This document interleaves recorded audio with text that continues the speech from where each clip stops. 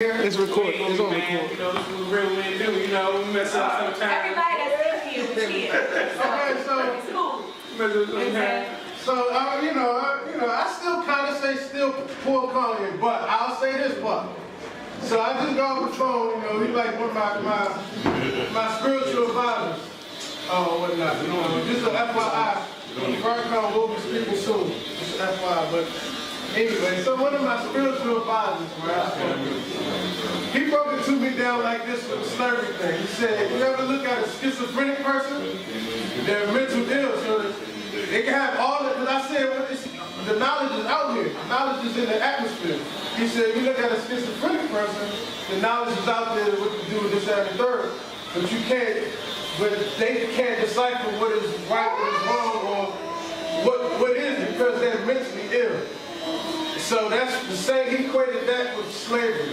Because we, like you said, Mo, we've been language, culture, religion, all that's been taken away from us. So we're in a state of real mental illness. So in that regard, okay, we ain't have a choice.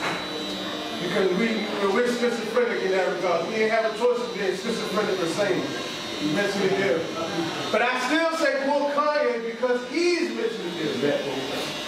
So I just want to retract my words a little bit. You spoke to Kanye, and you know Kanye personally to know that he told me, he said he's going to pull drugs when he was in the hospital. That doesn't mean that. That means he's mentally ill. Just because he said it doesn't mean that that's necessary. So he's lying, he's going to abuse, he's drugged out? I mean, people say what they got to say. Well, how can we still say before Kanye when now Kanye's mental health was a choice?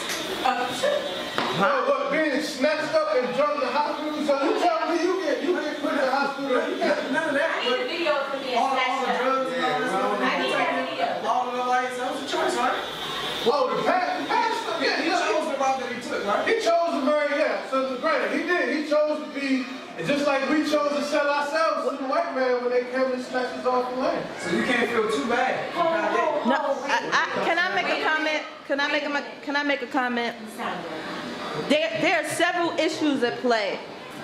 And one of the issues at play in our community is how we deal with the trauma we've suffered and how we deal with mental health in our community. Because we've suffered under trauma, and most of us are walking around with PTSD, post-traumatic stress disorder, and we don't face that as a community. Half of us don't go through therapy. Half of us don't know how to embrace the coming into a clear stream of thought and going through our depression and the stress that we go through living in this kind of society and suffering under the oppression that we suffer. So here's this young brother who in his interview said he's under all kind of stress in all kind of directions, and he had a breakdown, or we could call it a breakthrough, or he calls it a breakthrough. But we saw him. He obviously had a mental issue. He was put in the hospital, and we have no compassion for the fact that that brother had a breakdown. And now we're trying to judge him as if he's as sane and lucid as the next person when he said he's under more drugs now than he was before he went in. Right. 50% still not. So why take the angle of the black people in 100 years of slavery? Why take that Why take that? It was totally, as he came around to it, it was totally not the right approach. And he said that, but actually when I watched the interview, when you watched it, he wasn't absolutely lucid. He was talking from past to present to future. But when he said that's about that past tense, he was talking about, he said was. He said that was a choice. He wasn't talking about present tense when he spoke of a choice. Because if he was talking about president at that moment, people probably could have understood. You know what I'm saying? Because at this point, none of us want to be slaves at this point in our lives. But the question is, are we? In a sense, we are still.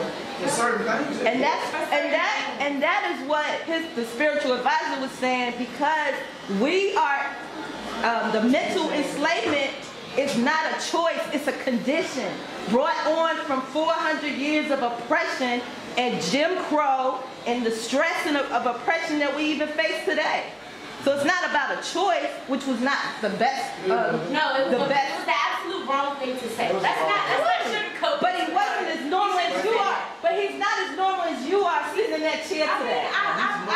I'm 50. I'm 75% there, but at the end of the day, Let me ask you, if you got out of a mental hospital and you're on drugs, and this is not in defense of him, but let's look at the whole picture. I understand. You know what I'm saying? As we cascade this brother, because we have mental illness in our community. That's right. Then how do we deal with it? And to what term do we? It's like Chad said in an interview some time ago in the shop here. He said, before all this happened, he said, we're looking at Kanye West and we just kind of ignore him and act like nothing really happened to that brother. And while he was in the hospital, nobody knew in the community how to deal with Kanye West. So everybody's kind of like, whoa, what happened to Kanye West? Did they take him? Did they clone him? Something obviously happened to that young He man. said he feared for his life. That's real. No, I think, real talk, everybody is overlooking the obvious here. And the obvious is, yo, the dude's mother died. That His mother too. died. And if you, at any point, I don't know if any of y'all ever dealt with loss, but that is a stop and everything comes to a grind moment. Everything's done right there. And when we start really talking about what happened to Kanye, it's not just what happened to Kanye, it's how we deal with grief in general. How we And deal each on a person larger is- issue, mental Each illness. person is an individual, so they deal with grief differently. Now put that in perspective of behind a lens of a camera of high visibility, high popularity. You don't get the time to heal. You don't get the time to really grow. You don't get the time to deal with your grief and close that loop that's just been opened up. So I look at Kanye like, this dude, I think personally, I've always been a Kanye fan. You know what I'm saying? And I've always kind of said, you know, Kanye, before his mother died, Kanye is eccentric, and you give that leeway as an artist. Correct. Because, you know, you have to have some liberties that you take just to be on that level. Now, with his mom dying and everything else going on, from what I see when I look at Kanye now, and let me preface that all by saying, I in no way agree with his comment about slavery. I'm not saying it's right, I see what he's trying to say, but the way he went about it was wrong. The same, so with that said, the dude is hurt and he's been hurt, and just because he puts on a face, just because you see him on TV, because you see him with Kim K, he's doing all that craziness, man is saying to me, yo, my mother died, and there's no way for me to deal with that. No, you know what I'm saying? Even in the song, he's like, I lost the only girl that knew me best. Yeah. And we're expecting, because he's a celebrity, that he brush it off and go on. So if you look at it from that perspective, not only are we not knowing how to deal with stigmas of, you know, we're not dealing with mentality and mental illness, but you pile on top of that grief, death, loss. You know, the only person that, imagine if you lost the only person you can trust in the world. Right. You know what I'm saying? The only person you can trust that knew you from before anybody cared about you. So that person's gone, and how they left, they got killed trying to improve themselves for a TV show potentially. You know what I'm saying? That's some things that will mess anybody up. So I take all that in a grain of salt and say, Kanye definitely has issues, but his issues aren't something that should be stigmatized. His issues that should be highlighted and say, hey, well, you know what? Even the best of us has to deal with these issues of grief, loss, mental illness, and he should be supported. Now, what I see when Van said, what I see is not even real anymore, I think it's not real because it's a byproduct of not dealing with the situation in the first place. So the Kanye I'm looking at now, it's like, wow, this person is just kind of a shadow of who the original artist who came out was. You know what I'm saying? From our late registration and all that. That leads me to another question now. Then what do we do as a community? And I'm not saying we shouldn't kind of spank them and condemn, but not necessarily condemn them, because Kanye is Michael Jackson, and Michael Jackson was Prince. Like, they all folded under a certain amount of pressure, and we all in the community just irresponsibly watch them like, oh, Michael lose me. Oh, look at Prince, he's talking about chemtrails. and then they're gone. You don't. And it's on to the next. But in that sense, though, for those artists that you name, isn't that who you keep around you? To keep you. Yes. That's what I was about to say. But they get with us, because this is my whole thing. I'm not saying, I'm not saying what losing a mother got to be tough, you know what I'm saying? Right. I wouldn't know what to do neither, you know what I'm saying? But I'm sure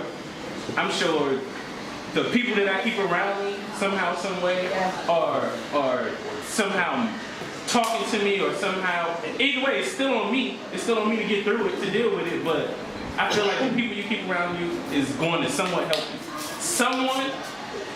Someone around Kanye, I feel like whoever it is isn't advising him. But he said correct. he can't trust nobody.